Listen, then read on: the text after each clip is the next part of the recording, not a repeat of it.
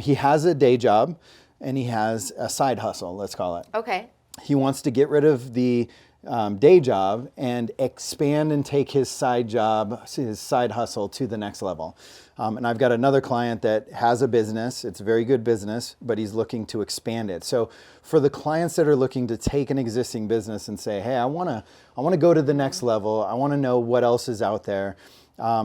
What do you bring to the table? And I assume some of that strategy session also and all of those kinds of things, but maybe even from like a marketing standpoint, what are the things that you would help them kind of look at for the future of, now that I want to grow, what are the pieces that I need to put in place to attract more to this business and take it to the next level? So that's a good question too, because I'm going to go right to a client I just met with last week who has a business that they have a family-owned business in the community, and he did like his own little, like a different version of it. I want to call it like the stepsister or something of that family's business. And it's very successful. And one of the, he was a referral, and he reached out to me because he doesn't know, he has all this, he like vomited all this growth and these ideas.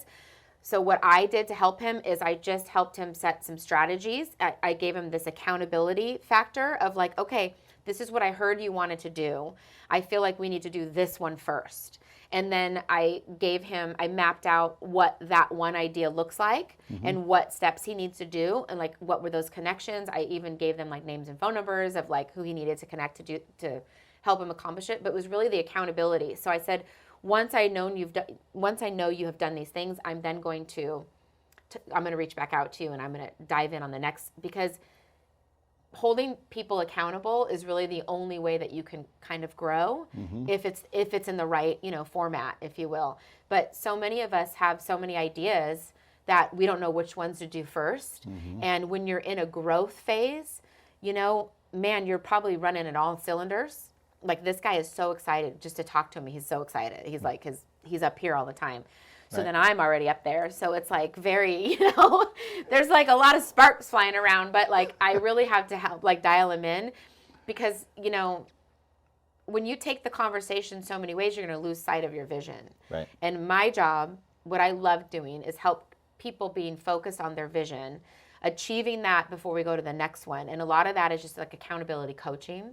So you said you were going to do this. So before we get to the next step, did you get this done? And if not, why? And it didn't work, why? And then we'll map out how to change that or discard it altogether. But I think when somebody's in a growth phase, I think they really don't know that they need an accountability coach in any way, whatever that looks like to them, whether it's with their financials, whether if it's with their employees, whether if it's with their personal, so that they can be more accountable and attentive to their growth.